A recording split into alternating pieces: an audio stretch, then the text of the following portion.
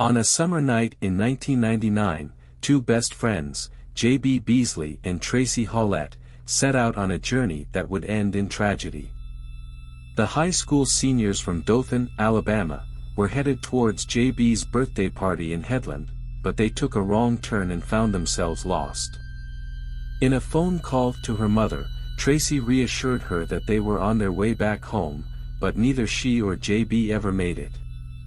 The next day, their lifeless bodies were discovered in the trunk of their car, raising questions about what might have happened to them. Welcome to This Cruel World, as we delve into the mysteries surrounding J.B. and Tracy's deaths and uncover the truth behind this case. Born on July 31, 1981, in Troy, Alabama, J.B. Beasley was the daughter of Cheryl and Hilton Lanier Beasley. After her parents separated, J.B. moved to Dothan with her mother, where she grew up in a loving home with 4 sisters and a stepfather, Joey Begun. J.B. was an outgoing young woman who was involved in a variety of activities, including cheerleading, swimming, piano, and dance. She and her sisters were known to model for several agencies. J.B. loved spending time with her friends and family, and was known for her infectious energy and her kind spirit. "She was always our guardian angel, even before she died," said Jo Beth, J.B.'s sister, in an interview. "She was always taking care of us like a big sister should." It was in high school that J.B. met her future best friend, Tracie Hawlett, and the two quickly became inseparable. Tracie Hawlett was born on March 3, 1982, into a family touched by tragedy. Her father, a Dothan police officer, passed away when she was only 5 years old. However, her mother Carolyn and stepfather Mike Roberts rallied around her and provided her with a loving and supportive home.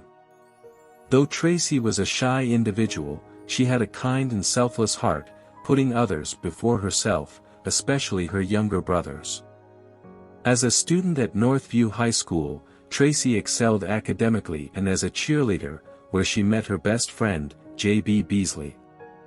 Amidst the joy of growing into adulthood, J.B. and Tracy remained blissfully unaware of the fateful darkness that loomed on the horizon, ready to shatter their hopes and extinguish their young lives. On the evening of July 31, 1999, J.B. and Tracy set out from their hometown of Dothan, for a night of celebration. They drove off in J.B.'s 1993 Mazda to attend her 17th birthday party in nearby Headland. Leaving Tracy's house around 10 p.m., the girls soon found themselves lost on unfamiliar roads. Around 10:30 p.m., J.B. and Tracy stopped at a BP gas station near the intersection of routes 173 and 431 in Headland. Using a payphone, they called their friends in search of directions. Tracy had a 11:30 curfew, which made their late start even more pressing. An hour later, they somehow ended up in Ozark, Alabama, over 20 miles northwest of Dothan. They stopped at the Big Little convenience store on East Broad Street, but it was already closed. There was a woman named Marilyn Merritt, who had also stopped with her daughter to buy a drink. The girls asked her for directions back to U.S. Highway 231, which would take them southeast back to Dothan. Marilyn remembered the girls being polite, tidy, and driving a clean car. Tracy then used the payphone to call her mother and let her know that they were lost in Ozark but were headed home. Tracy's mother later told police that Tracy's voice sounded normal, and she simply said she'll be home soon and that she loves her. But J.B. and Tracy never made it home, and Marilyn Merritt was the last person to see the girls alive. Ozark, Alabama is a picturesque town nestled in the heart of the southern state. With its lush greenery and rolling hills, it's a place that exudes charm and peacefulness. At its center lies the historic East Broad Street, dotted with local businesses and bustling with activity. However, beneath its seemingly idyllic exterior lies a dark history that has forever left its mark on the town. As the sun began to rise over the small town of Ozark, the reality of the situation began to set in. Best friends J.B. Beasley and Tracie Hawlett were missing. When Tracy was late and did not make it home by her curfew, her mother knew that something was wrong. She immediately called the Dothan Police Department and reported her daughter missing. When officers arrived at the scene, they launched a search for any sign of the two girls. They scoured the roadways and checked local hospitals, but there was no sign of Tracy or J.B. Meanwhile, over in Ozark, police had stumbled upon J.B.'s black Mazda parked on Herring Avenue, less than a mile from the convenience store where Tracy had made that phone call to her mother. The car was muddy, the gas tank was empty, and the keys were missing, but other than that, there was no obvious signs of foul play. The driver's side window was rolled down a few inches and the doors were unlocked. The girls' purses were still in the car and J.B.'s driver's license was sitting on the dashboard, but there was no sign of the girls themselves. This was when Ozark's chief of detectives, Lieutenant Rex Tipton, was brought in on the case. He advised the sergeant to stay on scene with the vehicle, and after running the plates, he contacted the Dothan Police Department. This was when he learned that Tracy's parents had already reported her missing. As the hours passed and the search for the girls continued, a growing sense of unease settled over everyone involved.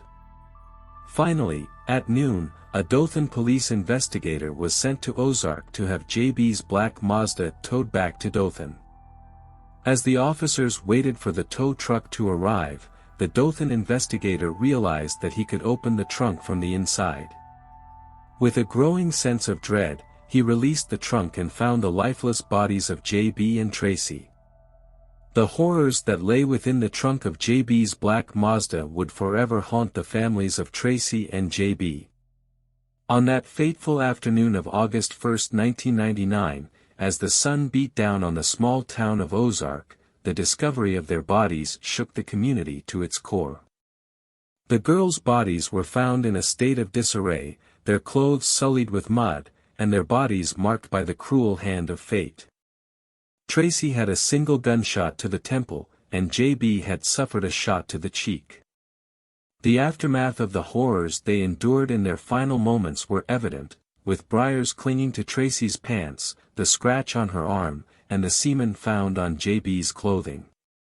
The rape kits completed on both girls showed no signs of drugs or alcohol in their system, but the presence of semen hinted at a sexual motive. On July 31, 1999, 28-year-old Johnny William Barentine went out to buy milk, around the same time Tracy was calling her mother from the Big Little store.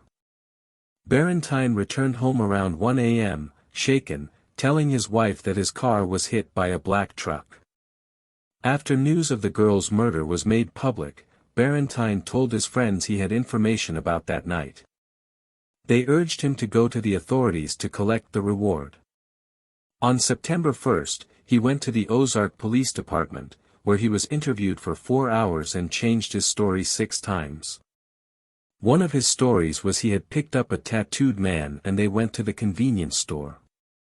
Once there, this man got into a vehicle with 2 girls. Barentine then followed him and the girls to Herring Avenue, where he then heard 2 gunshots. After his confession, Barentine was arrested for 2 counts of capital murder. However, he recanted, claiming he made it all up for the reward money. His DNA did not match the scene and he was eventually granted bond in December. The grand jury declined to indict him in January of 2000. As Barentine was cleared of suspicion, the investigation took a major hit, as the methods used by the Ozark police were heavily scrutinized. Many whispered that the police department was incapable of handling such a complex case, and it seemed like the trail had gone cold. Despite the setbacks, the authorities still had several potential suspects in their sights. First on the list was a man from Michigan, who was in the area on the night of the murders and had no solid alibi during the critical 3 to 4 hour window. He made statements that raised suspicion, leading authorities to travel to Michigan and test his DNA. However, the results came back negative and didn't match the evidence found at the crime scene. Next, the Big Little Store's surveillance footage showed a white pickup truck in the parking lot at the same time the girls were there. Unfortunately, the driver was not clearly visible in the captured footage. Police made a move to release a photo of the truck early on in the investigation, but the person behind the wheel remained unidentified. Finally, a man from Mississippi, who was in Ozark visiting family, caught the attention of the authorities. He left town just 2 days after the murders and was eventually extradited from Jones County, Mississippi, after being arrested on an unrelated warrant. Once again, his DNA was tested but it failed to match the samples taken from the crime scene. Despite the passing of 2 decades, no progress had been made in the search for answers in the brutal slayings of J.B. Beasley and Tracie Hawlett. Even with nationwide attention from shows like America's Most Wanted, Unsolved Mysteries, and CourtTV's Haunting Evidence, their killer remained at large. The case had grown cold and their families still struggled with the pain of their loss and the frustration with their lack of closure. Rumors and theories swirled, including whispers of a police cover-up involving an Ozark police officer. However, nothing was ever substantiated and the case remained open, a mystery that defied resolution. As the 20th anniversary of the tragic slayings approached, the Ozark Police Department made a bold move. With fresh eyes, they decided to reopen the case and try a new tactic in solving the mystery that had plagued the town for 2 decades. The criminal justice community had been astounded by the arrest of the notorious Golden State Killer, and the new technique that made it possible, forensic DNA phenotyping.